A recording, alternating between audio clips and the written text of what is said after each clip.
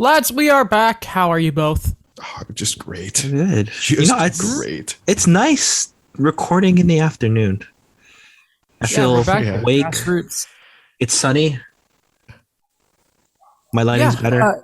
Yeah, the dogs are barking in my neighborhood, so that's Not great. the motorcycles? No, it's just dogs. That's later Okay. in the episode. Oh, that's later on. Okay. Yeah, that's is it garden? No, Wednesday is the garbage day, so we should be fine there. But the highway, I don't know how busy it's going to be right now, but there's nothing special going on. Not too many dogs on the highway today, I think. No, not at all. Usually, Yeah. No. Just that's not, maybe that's no. Okay. All right. We'll keep going then. Guys, I think there's only one way to open the show, and that's asking the question, what can Mitch Marner learn from Matthew Perreault? I don't know how you want me to answer that question. I really don't. I don't know. Went right at it. I don't know how to answer that question. There's just so much to unpack. Last night was a fun night in the grand scheme of things. There were some blowouts. There was one in the favor of a team that we talk about on this podcast. There was a blowout towards a team that we talk about on this podcast. And there was a close loss, but I think it went to OT with the Ducks. It was another team that we have a fascination with on the show. But go ahead. No, I was just gonna say, Daniel, as a Ducks fan, cherish these moments, because once they get good and turn out like this, you're gonna hate watching that team. It was on the horizon kind of thing. That's what I'm kind of betting on right now, where it's just there's a mistake happening or a big loss, and I'm like, it's all part of the learning process. It's the growing pains. Cool the first time. Yeah. Hope John Gibson feels the same way in the next few years. They kind of have to take a step this year, right? Yeah. Because the past kind of two have just been like, what's happening? And then all of a sudden the Ducks are off to a good start, and you're like, oh, that's weird. How? You haven't done anything. But then it's just like, okay, young guys are finally stepping up. That's nice. They literally didn't do anything. No. Did you see? Okay, so there's one thing I just want to say before we move on to the other teams. But you know what I'm really surprised about is the accountability in the locker room. So Maxime Comtois had apparently he made a huge mistake and he had one bad game. And this is guy's probably one of the leading scorers, and he was scratched. Oh God. Yeah, and then he screened for one of Anaheim's goals last night, right? And he kind of earned his stripes back, yeah? Yeah. Accountability. A great thing. A great thing. And the youngins, they're in the top 9 again, so that's good. Mason McTavish should not play in the fourth line when he comes back from injury. No, I was so surprised. I'm pretty sure Carter Rowney's on is he on Detroit now? Because I thought I saw him last night in Montreal's game, and I'm like, shouldn't you be in Anaheim? It's okay, they still have Nick Delorier. Or him, Delorier, Derek Grant. The thing is, he's 32 years old, so he's not within Bob Murray's age range anymore. So it's tough to fit him in on the team, how things go. Fair enough. All right. I think there's only sort of one way to open the show, and that is talking about, we'll start with the Leafs. Okay. Pain. It wasn't... See, the joke going around the league were that the Leafs were going to lose last night's game, but realistically, the expectation that's with that team is there was no excuse to lose last night. And that was because they went up against you probably heard this all over. They went to Pittsburgh. They were there. They got an extra hour's rest from the game against the Sharks, which was so dumb, by the way. The Penguins were without Chris Letang, pretty good player. They were without Sidney Crosby. You may have heard of him. Without Jeff Carter. You may have heard of him. Without Evgeny Malkin. You may have heard of him. And without Brian Rust. I believe it was the center depth was Evan Rodriguez, Teddy Bluger, Brian Boyle, and was it O'Connor? Drew O'Connor scored twice. I'd like to say 2 of those guys burned their former team, in a sense. What do you mean? Brian Boyle. Oh, yeah! That was a And thing. remember when Evan Rodriguez was a Leaf for a bit because he was in the Kapanen trade? Yeah, they didn't qualify him, right? And he just went back to Pittsburgh. Yeah. Because his qualifier was almost over $2 million, I think. Really? Yeah. Because that was the Buffalo contract. Forgot that was a thing. Yeah. Anyway, though, the Leafs go into that game, and they lose by a significant margin. it was 1-7. Significant. There are it was a rather large. Sorry. It wasn't fun. It wasn't. Well, Alex, enjoy the laughing because I feel like you're going to be very upset in a minute here. It was a sarcastic laugh. We can get to some of the stuff later on here. Okay, we'll get to the quotes a little later. I just want to open with this though, because after Boston Game 7 Mark II, they didn't fire Babcock. They were patient. He got a lot more time than I think people thought Dewis was going to give him, right? Until that game against the Penguins when everything just died. And then there was the game against Vegas where Fleury was just like, hey there, what's up? Save of the year, and you're Nick gone. Petan did his best. He robs Nick Petan of all guys. He did. They did not overreact after the David Ayres game, as we know. If there's one thing, if we're expecting what happened, if there will be fallout from this game, is that there will not be a panic move because this management group does not seem to have them in there. So I think the first thing is sort of transition here, because I think we all know where we're going to start here. It is basically on no one but the players right now. And we can talk about Keith later, but it is on those big four right now. Even really just pick out big three because Nylander's been good. Yeah. I was going to say, let's not include Nylander in this because he has literally been their best player. Like, I could not pick out a best player, another player to go in front of William Nylander as the Leafs' current player, current best player. This idea that it's 6 games into the season, and I think it does apply in this conversation, is baloney. Like, it is. It's just, it's disappointing that time and time again, we're sitting here and we're like, well, they'll learn their lesson. It's like, this is their 6th season together. Never forget the first 2 years. Like, you know what? Fine. The first 2 years, we'll give them a pass. They're 19 years old, 20 years old, whatever.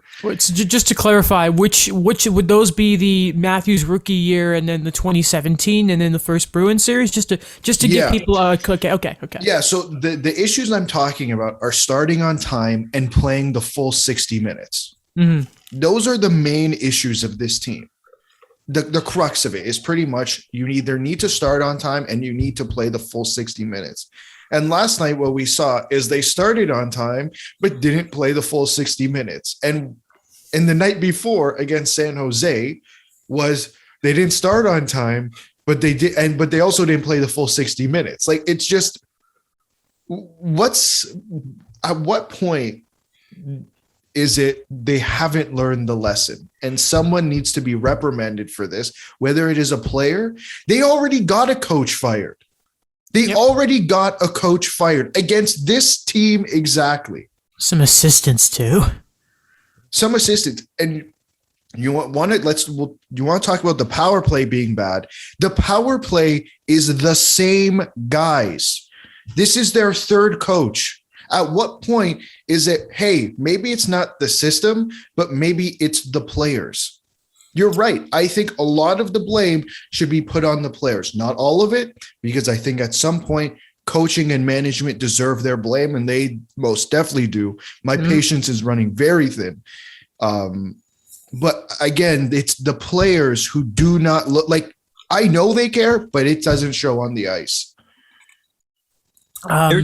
There's that expectation where you're 6 games in, and again, it's a team that's meant to contend. And the way I saw everything was San Jose's loss, like the loss to San Jose, is like the progress report you have early on saying, are you headed in the right direction? Mm-hmm. And then you go into Pittsburgh where literally everyone not named Jake Gensel, who was a forward, was a depth guy. And to lose like that, it's just reminding me of, did you learn anything from the night before? Did you learn anything from what you were supposed to do out there? This was probably like the worst loss I've seen in quite some time. It's kind of like a lot's been made lately about the shooting percentages, and I don't mean the actual quotes, but I think what you kind of see is, and when I was watching some of that San Jose Sharks games, I was kind of going back and forth because whoever Montreal were playing then, I think it was Carolina, and they were getting butchered, and it was like, yeah, I'm not wasting my time with this. Like looking at that, and it was like, okay, but we knowing the Leafs, they're going to get another one here, right? It's going to happen. But when their shooting percentages aren't sort of going, and obviously that will even out. Marner and Matthews are going to score. That's not a question. But it just sort of highlights that full like level of consistency throughout the game. It's not just more of the sort of just keep to the process. Yeah, the process will work. You're going to get your points, but it's the whole team play that is just sort of under even more of a microscope because they aren't scoring at the moment. You know what I mean? Did anybody watch All or Nothing? Like, are we blind? I'm genuinely curious because the thing that Sheldon Keefe brought up in episode 1 is now reappearing for a 6th straight season. Mm-hmm. And we're all sitting here saying, well, the shooting percentage, this, and I know that this isn't the point you're trying to make, but yeah, the shooting percentage, this, and goals expected, this, that's not the point. The point isn't the stats. The point is they cannot play a full 60-minute game. I've seen them maybe do it 3 or 4 times over the last few years, and it's ridiculous. It's ridiculous. You ask to be paid big boy money, you need to play big boy games. So you mentioned big boy. Shall I read 2 Mitch Marner quotes then quickly for you? Quickly, just this isn't just Mitch Marner. I want to be very clear. I'm not throwing Mitch Marner under the bus. I'm throwing the entire team under the bus because it's ridiculous. Go ahead. Okay, so this is James Myrtle has these on his Twitter. Sorry. First one I read here again, both from Mitch Marner. Obviously, it's not going in. I think we produced good opportunities. I thought we've had some good looks. We haven't had a lot of second opportunities. Says getting frustrated won't help anything. Before I read the second one, second chances. Have you seen Spezza's goals the last year? It's literally just crashing the net and getting every sort of rebound you can. And then the second quote. We're still early in the season. Obviously, it's not what we wanted. Day off in Carolina, fresh page, go over what we did wrong tonight. We have a lot of things we did wrong. By the way, I believe, so the next game's in Carolina, and it's against Freddie Anderson. Oh, they're going to get shut out. The way that because what is he, 4-0 or something to start the year? He's doing so well. Yeah. It is because I made a joke when I quote tweeted this because it was this what was said after the Columbus thing? It was shooting percentage, and then the series after Montreal it wasn't going in. It's you know what I mean? It's just this thing of the more and more I watch Mitch Marner, the more I'm kind of like, I don't want to call him soft, but it's kind of like this, and I'll pick on Mitch Marner here. I don't care. Like, I don't know if he's a player who's quite ready to do what it takes to win. You know what I mean? Like the example everyone thinks of is like when the Caps are going on their cup run and you see Alex Ovechkin blocking a shot. You know what I mean? I'm not saying Mitch Marner's never blocked a shot, but there was this play. Like there's a mental thing still with Mitch. There was this look when at some point Nylander was sort of put on that line, right? And Nylander was right there. You could have given the puck and he could have gone around the net and made something happen. And Mitch just held on to it and got knocked off the puck. And you're like, that's not Mitch Marner. No. That's the thing. It's a mental. I'm so convinced it's a mental thing because Mitch Marner, you brought a blocking shot as an example. There was a tweet going around the other night about Mitch Marner, first series against Boston, blocking a shot. 10 seconds to go in the game or something like that. Mm-hmm. So it was there. So what happened to it? Like, where did it all go? Mm-hmm. Did it disappear? Like, I can't imagine any of this. And with the quotes, Daniel brought up accountability before. Zero accountability. Mm-hmm. I haven't heard an ounce of accountability from 3/4 of this roster. You know who the only guy who's accountable? Muzzin? Jake Muzzin. I would say Jason Spezza. Yeah, but Jason Spezza's producing. Yeah. It's so funny. My mom was like, "What does Jason Spezza make?" I'm like, "League men." And she said, "What? So he can stay there?" I'm like, "Yeah." And it's just like. So, by the way, Alex, I'll read you guys here the two quick Muzzin quotes here, also from Myrtle. Quote: "We've got to go back to the drawing board. We're going to have to work a lot harder to win. It's inexcusable. Myself and him and Hall were not great. Everyone, we need to be better. The mood ain't great, but it's early in the season. Let's see how we respond."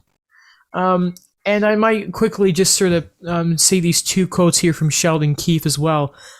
One, he's asked about Marner's offensive drought in the season. Back-to-back games where it seems like he has not held back about calling out the Stars. He's not the only one on the team who's got to find their game, and I'm pretty sure that's also nodding to Austin maybe. And the reason I say not the first time he's been afraid to sort of say something is after the Sharks game, we heard the same thing, is people were criticizing Nick Ritchie. Fair enough, but then he said you should be asking the same questions about Austin and Mitch. The second Keith quote, by the way, quote, "I have a lot of thoughts, not many good ones." Then there it goes. You were speaking. I didn't want to cut mid-sentence, and then I thought you were done. Mm-hmm. Okay. So, I want to know something, guys. What do you want to know? Where do you go from here? You win the next game. I don't know. You have to win the next game. There's no easy answer to this. There's a reason they have to have that answer. That the coaching and management group there, along with the leadership group with the players, have to have an answer, because no one else. I don't think you trade. You brought up panic moves before. I think most general managers in the league would not make a panic move. There's a reason they're in that spot. And there's a reason that when these people are talking on Twitter, right? Like, they have that job for a reason. I think there's more than just, I'm going to make a panic move. Yep. You do line combinations in a way that I guess it's something that we haven't really seen with Sheldon Keefe, I guess. And I'm not saying that I advocate for a Mike Babcock type of way, but do you put one of the stars in the bottom six just to start? Do you sit them? Oh, that one's... Do the Tortorella. I was going to bring that up because there was something where, and again, these are just from writers. This is not from the actual team. But a lot of people saying, I'm surprised Sean Monahan's on the fourth line. If I was the coach, I would have put him in the press box. Yeah, man. And must I say, that's a very expensive fourth line they have right now because Milan Lucic is on there. Yeah, that's weird. A message has to be sent to the players. And I think bare minimum, there needs to be line shuffling. Move Marner off of Matthews' wing. Bare minimum. I'm sorry. I can't do it anymore. I don't want Marner, Matthews, Nylander. I want Matthews, Nylander, and I want Marner somewhere else. Just give it a try. Why is that so hard to comprehend?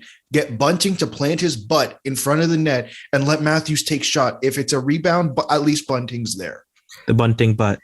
Did Tavares not have his 47, 49 goal year with Marner as his winger? Yes. He did. And Austin doesn't need him to score 50. No. He scores 40 with William Nylander, and now he's better. With a show and before the injury, he was on pace for an amazing year. Remember, with Kasperi Kapanen, he should have 350 goal years, but he just kept getting hurt. So 40 in his rookie year, as you were saying, it's not even a question. You know who I felt really bad for about last night, by the way? Yeah, Michael Hutchinson just had to take a shot there. When I saw he started the third, I just thought, my poor guy here. Just absolutely that man was just, because you knew the game was over, and obviously you don't want to probably risk Campbell getting hurt, but both of them just hung out. No, Hutchinson wasn't good against the Sharks. That's just a fact. But no, they left their whole goalies hung out to dry. Yep. They did. They really did. It's that simple. It's just embarrassing. It's embarrassing on all fronts. And at this point right now too, I don't know where they go from here when it comes to the goalie question, because the injuries, who's really been consistent for them? I don't know who would you go with. First line center Jason Spezza. Bunting on the left, Nylander on the right, and there you go. You have to prove that you get rewarded for doing well.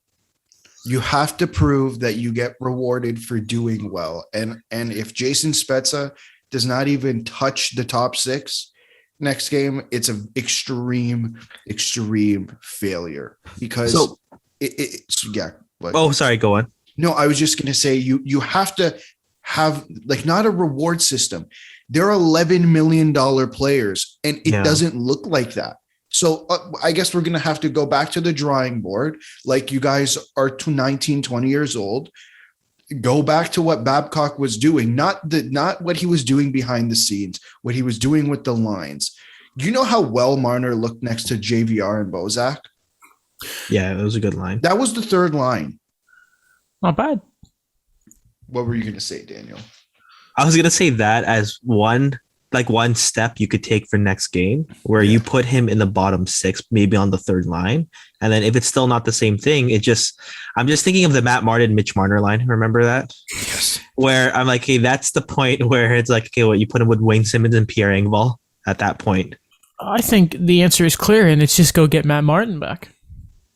Get one of Mitch's past hockey dads back.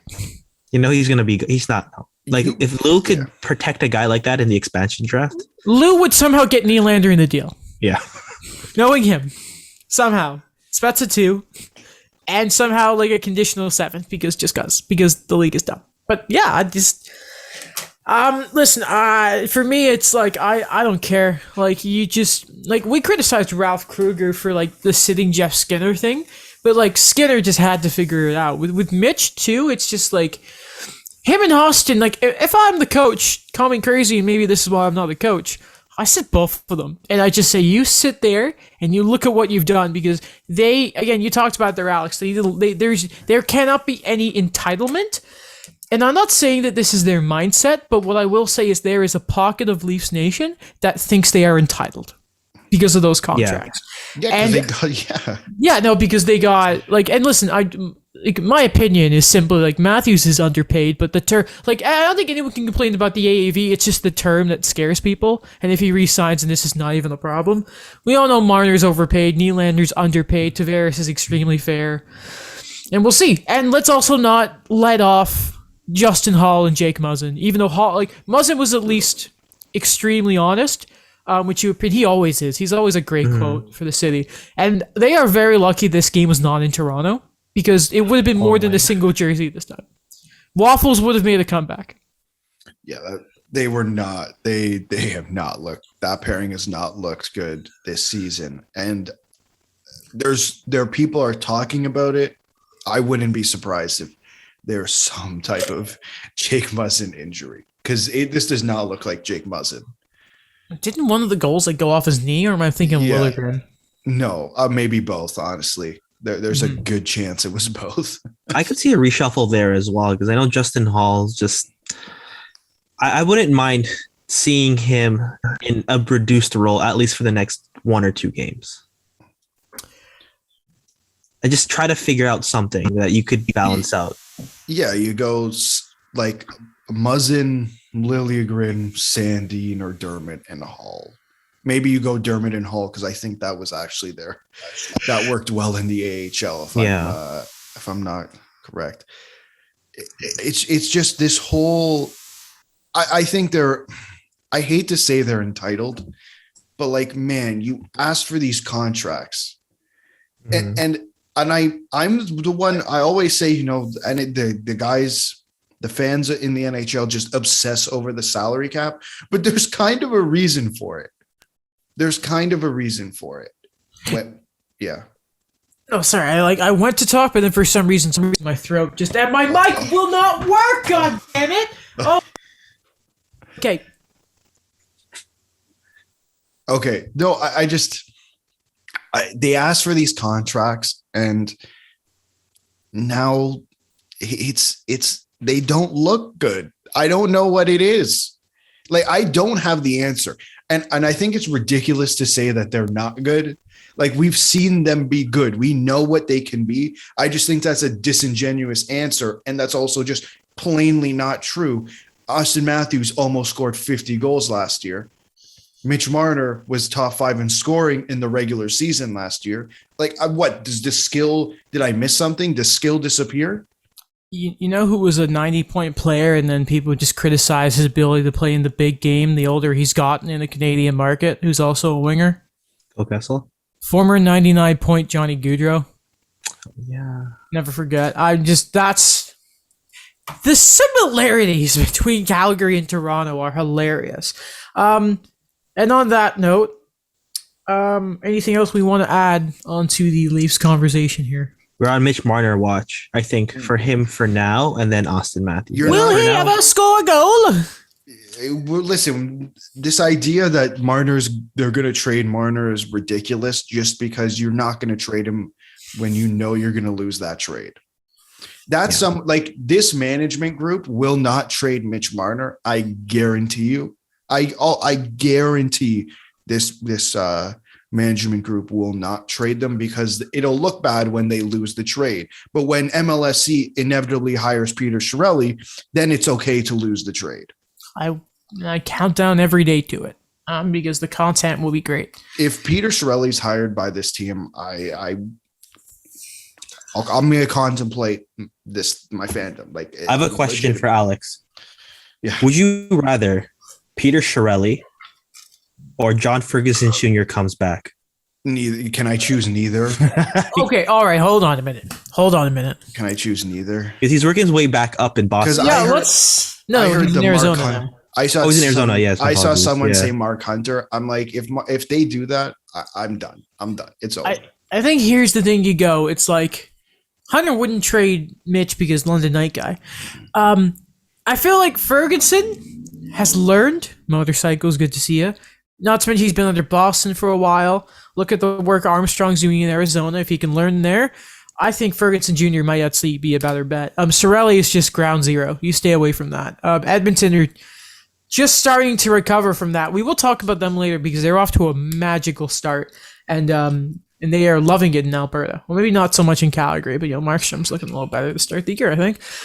On the other side, last time we recorded the show, the Habs had not won a game. And now they have. Woo! Let's go. The streak is over. The losing streak is over. They won. Ooh, yeah. Really, in a very entertaining game. That was what a great way to end the streak. You know what? It was funny because they started really well in the game, I thought. And then Ben Sherratt took a trip, and you do not want to. I didn't know how to. And Detroit, Larkin scored like 8 seconds into that power play. They're down 1-0. You're thinking, oh, here we go again. It's Groundhog Day, ladies and gentlemen, and Ben Sherratt's but then off of some great work for a wicked pass and patience from Jonathan Drouin, Big Ben goes bar down to tie the game up, and you don't understand the reaction I had when Ben Sherratt scored that goal. I thought of you at the time. I legit did not know what I was watching. My jaw was on the floor for the rest of the period because I couldn't believe it. Big Ben. Big Ben scored a goal. But it was such a good goal. It was an amazing shot. Bar down again. It was great. Again, it all came from Jonathan Drouin, who continues to be so good this year, right? Fun stuff. But the big story coming out of the game, beside the fact that they won and they actually look like a team for the first time this year, the hometown boy, the Drummondville native, Mathieu Perreault, gets the first Quebecois to score a hat trick at the Bell Center since 1998, being Vinny Donfus. What a cool moment for him. And they were chanting his name. What a cool moment for the hometown boy. That's so cool. That is pretty cool. Remember, he was my dark horse pick for this team, where it's he's going to work his way back up, or he's going to be one of those scoring guys in the top 9. Man, honestly, he shut me up. He's been quietly, obviously not he's playing fourth line center before last night's game. Just quietly was a good player. I remember he was talking about, he obviously had that 4-goal game in Winnipeg a couple of years ago, but he's like, you know what? They were chanting my name in the Bell Center. They don't do that. In Winnipeg, obviously. Suck it. Even though the 3 stars from Montreal were all former Winnipeg Jets. And by the way, Ben Sherratt, Mathieu Perreault, and Yoel Armia? No, with a pair of assists, it was Sami Niku. Oh my I forgot goodness. about Sami Niku. I forgot about Sami Niku. Okay. So just some quick little stats I'll just read off for you guys. So first off, the first note I had was Druin is my dad. Love you, Joe. Bar down Ben, I mentioned that. Dvorak got his first goal as a Hab. It was such a crappy bounce though, but Montreal kind of needed one of those. Niku had the pair, and obviously what would end up being the game winner, that second goal, was a power play from Mike Hoffman, and what a freaking shot. But yeah, it was all the Jets. It was Perreault first star, I think Niku was second, and Ben Sherratt was third, just to shut me up. But it was yes, but that's the listen. Ow! I just elbowed the corner of my desk. Oh, it's like a drawer that's slightly pulled out, and I just hit the corner. Oh, if that was like a few millimeters, it was right at the tip of my elbow. That could have been so much worse. Anyway, Montreal are still in a hole, but there could not have probably been a better way, being a 6-1 win, to start digging themselves out of it. Yeah, we've had this discussion about other players before, and I think it applies to the to a team concept as well. You need to get, when you're in a rut, you just need to get one, whether it's a goal, an assist, a win, whatever. And in this case, I think Montreal just needed a win, and it doesn't matter that they got it against Detroit. It's just they got the win. That's big for them because Detroit has. The Jimmy Howard era. Yes, Detroit's been there with that weird team, like Toronto's Ottawa. Yeah. Daniel, you mentioned Jim Howard. I want to say one of Jimmy Howard's last 2 wins was against the Habs. One of them at least, because obviously, they were awful. I forgot about that. I'd like to say one thing before we get out to Montreal. It's just, I'm always going to remember that meme they had where Jimmy Howard wasn't re-signed by Detroit, and he's like, I'm definitely still interested in playing. And then Edmonton calls and he's like, I'm sorry, I'm retired. I remember that. I remember when we talked. It's so bad that 2 wins and he still didn't want to show up. Like, it was that bad in Edmonton. But hey, looking at it now. What's good about Montreal is, I think probably the big difference that you've seen there from other games is they had the first goal against, and they didn't let themselves fall into the trap. They actually went down. But you talk about just one. Caulfield had an assist in that game, so that's going to be best game of the season, by the way. He actually looked like the confidence was there for him again. Made a few moves, trying to go between his legs. Petrie wasn't shooting the puck on the power play, so that was pretty hot. But it was a thing of Montreal didn't just lose themselves after being scored on once. They actually, and again, it's Detroit, but it's a win. And they needed one desperately. That's what I thought too. Like, it was 1 goal, and what I thought about that was, okay, you're trailing. This is the same as all the other games. Are you going to learn from that mistake? Are you going to learn from what you did there, Ben Sherratt? And I think he did. So I think that was what was good about it, is that they minimized the mistakes early on and they just kept going what they could. Mm-hmm. My elbow still really hurts, by the way, from doing that. I'm really upset about what just happened. But hey, life is good. A power play going back-to-back games. Still allowed one on the PK, which, you kind of not like to see. And Jake Allen was good again. So it's good. It's a good feeling. It was actually like, what you saw a big difference was they just couldn't seem to have actually taken any shots. Like, it was sort of, I talked about it, chip and chase and hope your forecheck goes well. They were actually carrying the puck in. They were actually taking shots, and you're thinking, like, where was this? Like I'm just thinking to myself, where was this 7 days ago? Where was this at the home opener, please? We just wanted that. But I think also a big thing was, it was just nice to see the Bell Center having fun again, because we haven't seen that in so long, especially with full capacity back. Yeah. No, they adjusted. I said last episode, and you made fun of me for it, that they had to adjust, and they adjusted. I knew they had to adjust because they hadn't won a game. I know, and they adjusted and they won. I'm just saying. It didn't help that before then you were like, how's Phil Deneau doing in LA? No, that's fair. That's totally fair. That's totally fair. Yeah. That wasn't my intention, but that's totally fair. But hey, now they go to look to Seattle. You know what? Montreal, like, so now they go on a bit of a road trip to California, right? And sort of just down there. I know Seattle's not in California. Shut up, people. But you know, there's always that saying of like it's good to have a road trip earlier in the year. So even if they're not winning every game, like start building. Like I could see some familiarity with the Habs again, which was really nice to see. Now I just want to kind of transition into Seattle here. Because they had their home opener last night. First off, that arena looks sick, by the way. Nice. The 2 Jumbotrons was really cool. That was interesting to me. That like, oh, you invested in not one, Friedman but two. was like, hey, so no matter where you are, you can see a replay. And I thought to myself, so there are obstructed seats. Yeah. Was kind of thinking, I'm like, you know, it happens in arenas, but I was just thinking, okay, cool. But like how like deep it is, and how like there are windows from the park outside. I really wanna. I've not been one to like be like, I want to go to this arena, but I really want to go to Climate Pledge. Awful name still, but you know what I thought about it. What? Well, Seattle's learned its lesson. They're no longer penny pinching. They're showing that we are spending for a team. We are sorry about the Seattle Supersonics, but we will do our best with the Seattle Kraken. And they did spend because when they redid the arena, they couldn't get rid of the roof. Yeah. I don't remember why the city, like, I don't remember exactly why. So they just suspended the roof as they built the rest of the arena. And like, there was pictures of it. It was ridiculous. Seattle's weird because like, even when the Sonics were good, they didn't want to renovate the key arena, like the prior name to it. And then suddenly Seattle comes in and we're all in for the hockey team.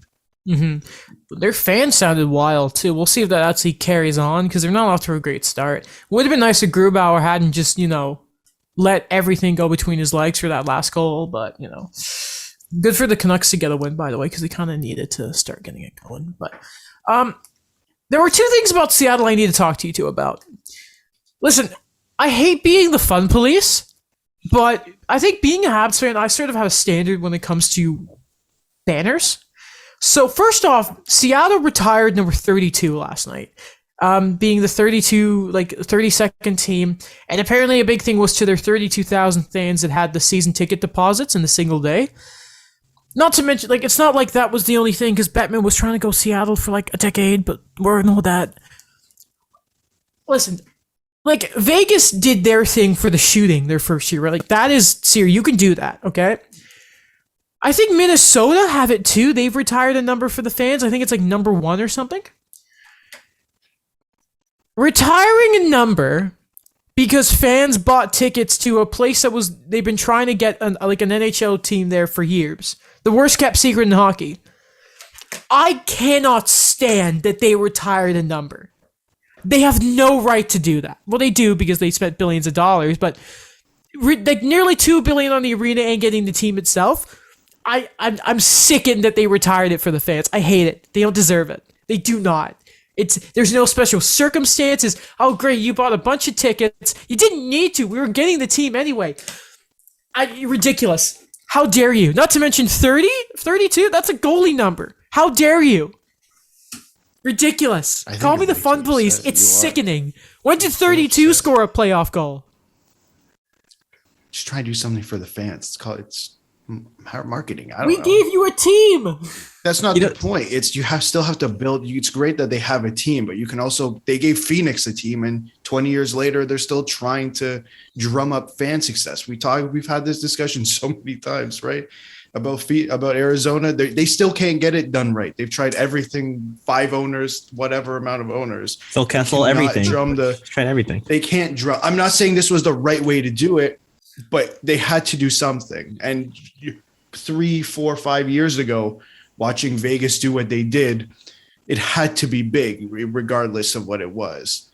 That's what I thought too. Where Vegas, this is just an assumption, where you have that team, that creative team, looking into things. And again, I'm going to use another meme example where it's like, how many of these things do you want happening this year? And then the answer is just yes. Listen, you got a cool thing. You had the expansion draft. You know, you made some good signings in the offseason. A win's going to do a lot. Like Phoenix can retire number 69, Phil Kessel. I know that's not his number. You can do all the memes you want. That's not going to help. I just think it's so awful. But retiring Phil Kessel has nothing to do with the fans. I'm not saying it's right. It's a connection between the teams and the team and the fans. Retiring Phil Kessel is doesn't matter in the grand scheme of things because he's been there for 2 years. The whole point is a connection between the teams and the fans, and Arizona has not been able to do that. But so Seattle, I like Seattle because of what they've done and like how inclusive their front office. Like they are like legit trend. They have a unique arena, which like no one does in this league. And winning will help too. I look at banners and they should mean something to the game. The fan, no offense, I'm just saying, yeah, you're loud. Okay. I'm just saying I look at Montreal's, I look at the Bell Center, and I see, oh God, there's Waugh, there's the Richard brothers, there's that. There's something for the Alouettes there. There's all the cup banners. I don't need number one retired for fan. I don't need it. Okay, so let me ask you about this one then. So on the 32 Thoughts segment on Hockey Night in Canada, just call it headlines. It's so dumb. Or just call it 32 Thoughts. Like just not the Hockey Night in Canada 32 Thoughts. One name. And get Ron off the panel because just let Jeff host it. They're trying to make Jeff an insider. They are. Yeah. Yeah, but it's so weird. It's so weird. Anyway. So Merrick mentioned on the segment that he's been talking about this for a while, actually, if you've listened to whatever shows he's been on. So for those of you who are not aware, Seattle and Montreal actually have a bit of history. There was, I think, around the time of the Spanish flu, they had a finals that didn't finish, and I think the series was tied 2-2. So you could joke that the game on Tuesday when Montreal's in Seattle could be for that cup. He is speculating that possibly, and these were the Seattle Metropolitans, they actually beat Montreal in 1917 for the Stanley Cup. He speculates they may raise the banner that night. Now, I do not hate having the banner there, but I swear, if the Habs do not win that game, when you have the nerve to be in this league for like a week, and you raise a banner against the team who just lost in the Cup final, if Montreal do not see that as a slap in the face, like, if you want to have it, go ahead. Do it on opening night. If Montreal don't win that game, I'm going to come on this show and I'm going to lose it. Because that is such a... Like, it's good theater. Like, it's better than the fans getting a banner. But I'll just... Be careful, Seattle. In Montreal, you better show up for that game. You better. It's a cool thing, though. But, like, I think you can have the banner there because it's for the city. But... Yeah, I think it's important to. That's gutsy. I think it's important to honor the hits. Like, I get they're not the Seattle Metropolitans, but this isn't like Winnipeg moving to Arizona and then Arizona having all of Winnipeg's records. That's very different. Yeah, that's lame. And then also that they don't have their records back, by the way. Whatever, separate issue. But like, I think recognizing that history and talking about it is again great way to bring fans aboard. It works in every other sport. It really does. Like, it just does. It's just how it works. Yeah. Wire. Okay. Okay.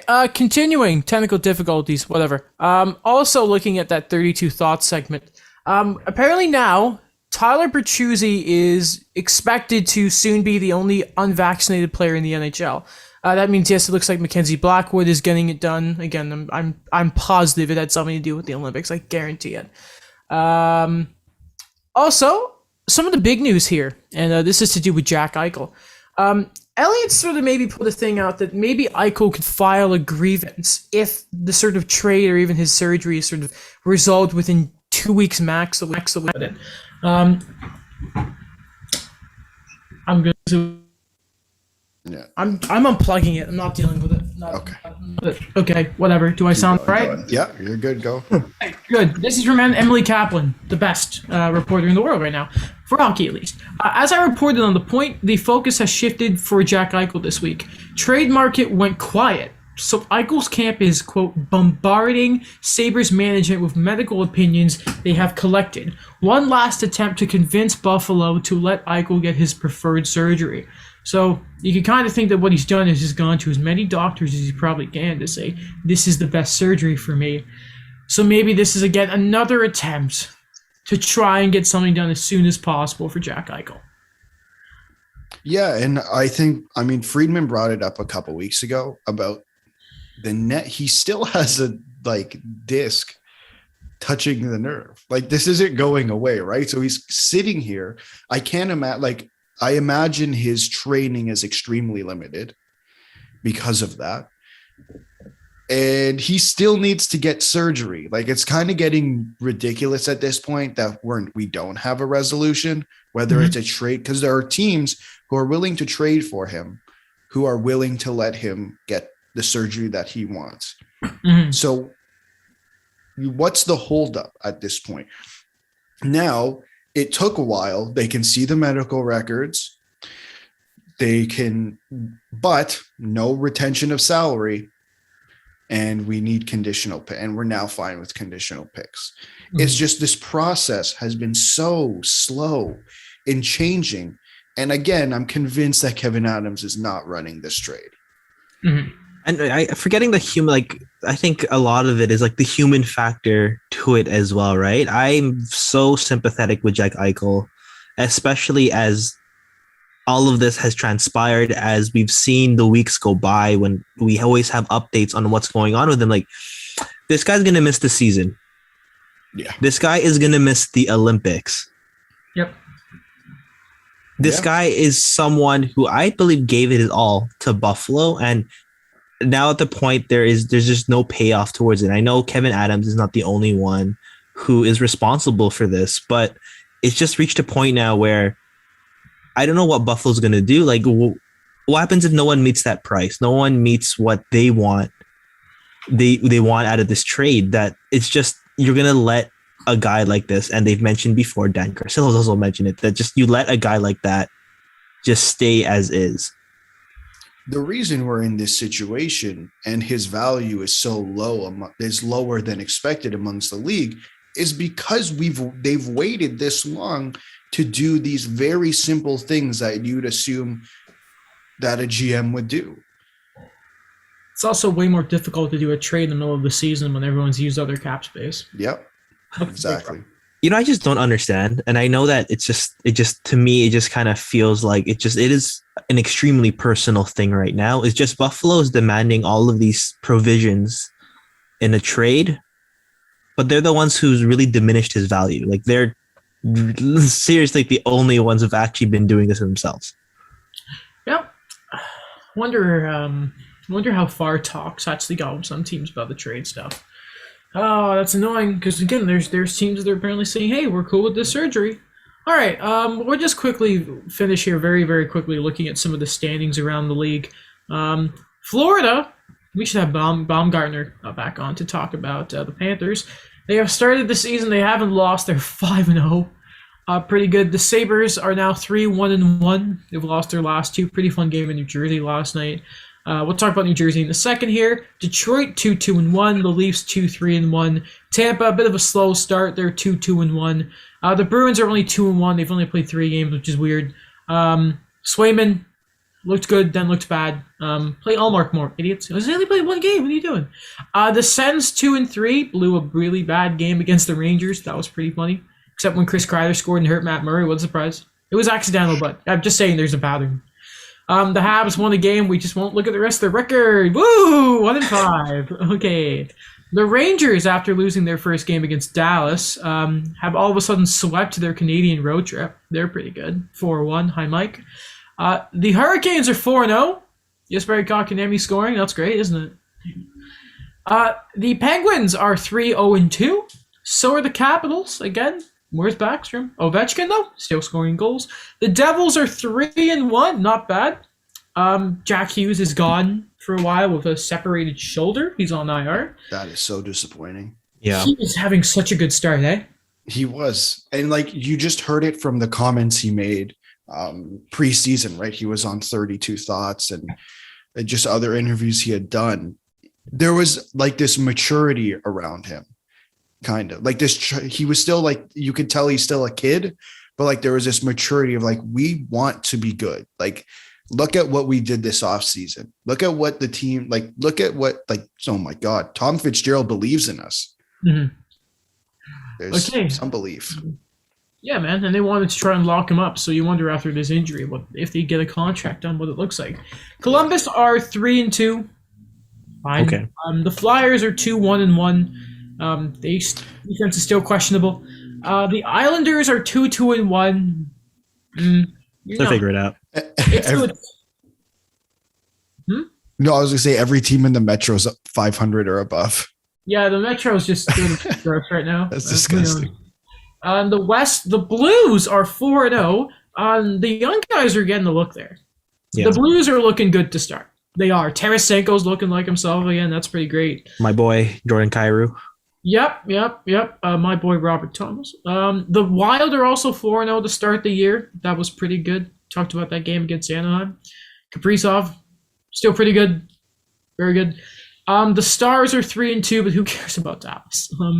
The Jets are 2-2-1. Mr. Hellebuck needs to wake up. The Avalanche, McKinnon's back, had some points last night. They had a big win. They're 2-3. Nashville are 1-4. And the Coyotes and the Blackhawks have not won. Patrick Kane is apparently not completely out for tonight, but there's some COVID stuff going on with them. Gustafsson and that apparently are good to go, though. We'll start from the bottom of the Pacific because 1-3 of the Vegas Golden Knights haven't won since they beat Seattle on opening night, but I'm sure they'll bounce back. Yeah. And They the always difference do. between them bouncing back and the Leafs bouncing back is that they've actually made it past the first round of the playoffs. So before anyone harps on that. Seattle have lost 4 straight. They're 1-4-1. The Kings are 1-3-1. When did they lose 4 straight? They do need some more defensemen, to be honest with you. When you really look at, they're a little thin there. The Ducks are 2-3-1. They're fun to watch again, is apparently what I've heard about the Ducks, which is cool. Weird. They're to hear. flying out there. Are they flying together? Yes. 2-1-1 are your Calgary Flames. 3-2-1 are the Canucks. The Oilers and the Sharks neither have lost. The Oilers are 5-0. The Sharks are 4-0. And I would just like to quickly highlight that this player has 6 points in 4 games, 2 goals, 4 assists. Erik Karlsson is back, and I won't hear anything about it for the rest of the year. The Sharks are losing 2-0 right now. But to the who's in net for the Bruins, by the way? Let me go check. It's like, aren't they giving Linus Allmark like $5 million a year? They are. Play him. It is Allmark today. Okay. Good. Okay, well, don't worry, San Jose. You're going to do it. I believe in you. Don't worry. It's all right. Everyone hits a rough spot. You're going to lose a game eventually, but, it's fine. You're doing well, my guys. I love you. I don't know if they're back, but isn't it like, I don't want to put the correlation there. It's just Evander Kane's not there. They're consistent. Like that's, okay. So what I like about this is that it's the small victories as of right now. They're actually consistent. So we'll just wait and see. They're just, well, let's not forget. They have a goalie now. Yeah. Aiden Hill's pretty good. Yeah, they do. I didn't realize he's like 6'6". Well, yeah, that's tall goalies. Saros is like the only one who's not. He's like 5'10". Yeah, and he got lit up last night. Everyone on the team has a point except for 3 players. Who are they? Nick Bonino, Weird. Lane Peterson. Who? Lane Peterson, 24 years old. Nice. And Radim Simek, their defenseman. Hey, if Carlson and Burns are going, that's all you need. If you can listen, even as crap as they are defensively, you get some good power plays going with those guys, Meyer, and then Hurdle is still doing his thing. Get some saves. The Sharks are going to win games. And listen, Carlson's going to win the Norris. It's not easy. No. And then sorry, go ahead. No, I was just going to say, like, we know they have some of the players to build around. It's just a matter of they had to fill out the roster. And I think they did a really bad job of that last year, along with the fact that COVID was a thing. And it really screwed up a lot of people's season. So maybe they're not as bad as they were last year. I don't know if I'm necessarily convinced yet they're a playoff team. Yeah. They've been very patient with a lot of their young guys, I find. Like Ryan Merkley, I know he's been in and out, but he's someone that I really thought maybe a year or two ago that he would have found a spot already, or even Dylan Gambrell, where Wait, one second. I always get it mixed up. Because aren't both the Merkleys there now? Is Ryan the defenseman who is? yes, Nick's the older one. That's the forward. Yeah, the one who was like New Jersey, like flipped after getting the Taylor. Anyway, okay. Correct. And then we can finish off here looking at the 5-0 Edmonton Oilers. To start the year, I just want to say that Cody Ceci has an even rating and he has a single assist. Love to see it. Duncan Keith only a -1, single assist. Love to see it.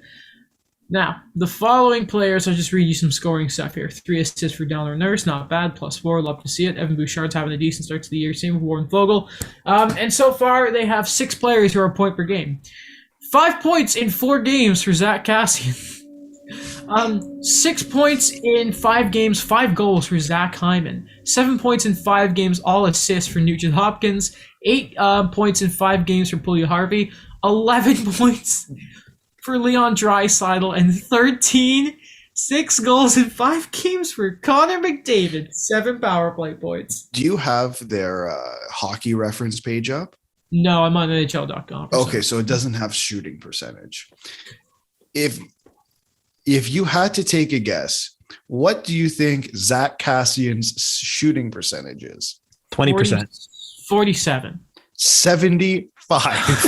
Oh my god. He's taken 4 shots and scored 3 times. I would like to see how many of those are tap-ins. Oh, I'm sure most of them. They're all. That's pretty. By the way, if I'm reading this right, and I just have to double check. Okay, no, that's last year because I saw that Mike Smith had 3 shutouts. I'm like, no, he does not. No, that's last year. Good. But hey, so far, both their goaltenders, the save percentage is there. We'll see how it goes in the long term. But I think people need to remember with Koskinen, by the way, is I think if you look at, there was a year before, but last year, you do wonder if you give him a bit of leeway because Smith was hurt at the beginning of the year and they played him into the ground. So I'm personally rooting for Koskinen to have a good year. But they do, as soon as that starts to fall off, they need to, especially if, listen, the thing with getting points at the beginning of the season is it gives you technically more runway, aka more room to not fall flat on your face later in the year. Yeah. So, listen, they're going to have the time to stuff starts going off for them later in the year. They have the room to go get a goaltender. So you're saying Zach Cassian's not going to continue this type of play? I'd like to know where he was playing exactly.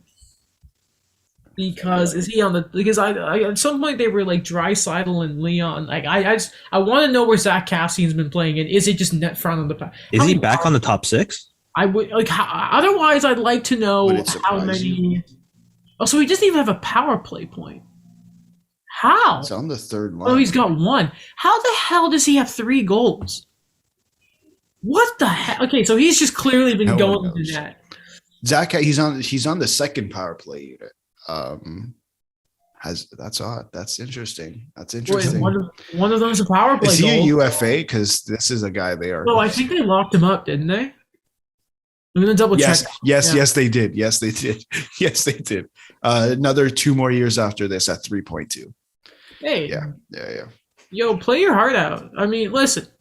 Yeah. I just want to see McDavid play worthwhile games. I don't think that's too much to ask, but he could score an immense amount of points this year, and it wouldn't surprise me. He just gets ripped apart in the playoffs, and it's like, oh no. What the downfall of this team would be to me the goaltending. Like, it just has to stay steady. If the goaltending starts dipping, then we're gonna have issues. It's going to be awful when they somehow win the Pacific and then they just go up against like Colorado or Vegas and just get ripped apart. Yeah, it won't be nice. And we'll wait and see. Yeah, but like credit, 5-0 is 5-0. Like, they've surprised me. Yeah, they've really surprised me. I'll take 10 points like 9-10 days into the season. Who wouldn't? I think I mentioned I thought there was gonna be a lot more 6-5 games for them. Yeah. I mean, if they're playing Calgary, you just kind of give it an auto win, right? Because McDavid would just do what he wants. I mean, not to mention, it's It's hard to get scored on when McDavid has the puck. Yes. Calgary has no centers. Yeah. Well, it's like Lindholm sometimes, Monahan they hate, and then like Backlund. Yeah. Yeah. That's better than most. Well, But Mangiapane is on the second line now. I love it. Well, he's good. He's a good player. I saw somebody be like, "What's the most underrated player in the league?" It was like Mangiapane. It's like, no. What? He's good, but like it's still Barkov. It's still Barkov. Is it still Barkov though? Because I feel like way again, too many people say he's underrated for the point to say he's underrated. There's a difference You know what I mean? between us saying someone is underrated. Okay, listen, we all know who good Barkov is, Yes. how good he is. But I'm not convinced if you go into, first off, most NHL players are technically underrated because if you go into a random lecture hall, let's say an engineering class, and you ask, okay, who's Sidney Crosby? People are going to know. Who's Ovechkin? They'll know. Matthews, we're in Toronto, they'll know. McDavid, hopefully they know. Carey Price, he'll be known. If you go into a random room and you're like, hey, who's Thatcher Demko? Yeah. How many people are really going to know that? So if you ask a casual hockey fan in Toronto, Montreal, wherever, I don't know how many of the true stars of the league really are known. You know, I know who Bismack Biyombo is. I don't know if he's still playing, but that's just basketball effect, right? It's just to us. I'm sure it's still like, I think, listen, I'm going to sit here and tell you, yeah, Jacob Slavin's really good. Yeah. I've seen his numbers, I'm like, yeah, that's good. I don't watch Jacob Slavin a lot because I don't watch the Hurricanes. You know, I can sit here and say, yeah, that's good. But I'm sure that there's like, I don't watch McDavid 30 times a year because I'm not staying up till 1 o'clock when I work the next day watching the Oilers play. You know what I mean? Like, I bet there is at least half the league that average, we don't know how good they actually are, but we're like, yeah, it's Barkov because he is, again, as I called him, the closest thing to a perfect hockey player, but it's like, in the grand scheme of the game, half the league is. And again, with him, no one in Toronto is screaming about, yeah, that Florida team. They're like, oh yeah, who just won the cup? No, the other one. You know what I mean? I kind of feel that with not just with Barkov, but his line as well. Huberto's another big one where it's like, I have like 90-point seasons. Everyone's like, really? Like, you know, he's probably another good one, but like you know I'm referencing, right, Adam? Yeah, Sorry, I know who you're referencing. I got You got it? player, Okay, you got third it. player on that line. Well, Who's yeah, Adam? Verhaeghe. Who's the Verhaeghe. Yeah, no, but you know, like Adam Fox, like I knew Adam Fox was good, but when halfway through the season everyone was like, he's winning the Norris, I was like, wait, what? Yeah. And then I watch him play and I'm like, oh. I remember the first time I got to see Cale Makar play was when I was at a Montreal Colorado game, and I was like, oh no. Oh, this guy, he's pretty good. You know what I mean? Yeah. But how many people are taking the time to watch a 9 o'clock Eastern game for Colorado? You know, Rantanen's probably there too, to be honest. To us, underrated to us is very different because even if we don't watch the games, we're going to read and know about them or listen to people talk about them. But to a casual person, Barkov is hella underrated, 100%. Not everyone is our boy Alex Baumgartner, who's like technically like, what was he, Swiss, American, and Canadian, and he just loves out. No, not everyone's like that. So I'm still gonna say Barkov. Okay. Okay. Anything else, or I think we're done. I think that's everything. Okay. On that note, hockey. That was fun. Good fun. Hockey is a fun sport. Only when your team wins, though. Otherwise, it's like, okay. Yeah. Thank you for listening to this episode of the podcast. Sorry for the technical difficulties. Don't buy a Mac that doesn't have USB and has the Thunder cable only because it's lame. They're bringing that back. USBs. Really? Yeah. Back by popular demand. Yeah, you hate when you At go. necessity. Yeah, you hate when you go into the store for university and it's like Ryerson are recommending this computer, and then you go in and like the Best Buy people were like, yeah, everyone's going to pure Thunder cable. And it's like, oh, cool. And then it's 4 years later and no one is, and you're like, cool. I watched the event and they were talking. They brought back like a couple other things that they used to do, and they're like, "Yeah, we never wanted you to take that away." It's like they still made billions of dollars. Where is the headphone jack on iPhones? Is that? Yeah, I don't know. back? I don't think that's coming back. No. Like, I don't care if it's thinner. I need convenience. You really make like it being like another third of the size that the phone is now is going to be that much of an inconvenience to my pocket? No, it's not. They're forcing you to do the Bluetooth route. Yeah, the AirPods. Yeah. It, Your dog doesn't like it either. It's like Like it either. AirPods, no. Yeah. it's just dumb. Okay.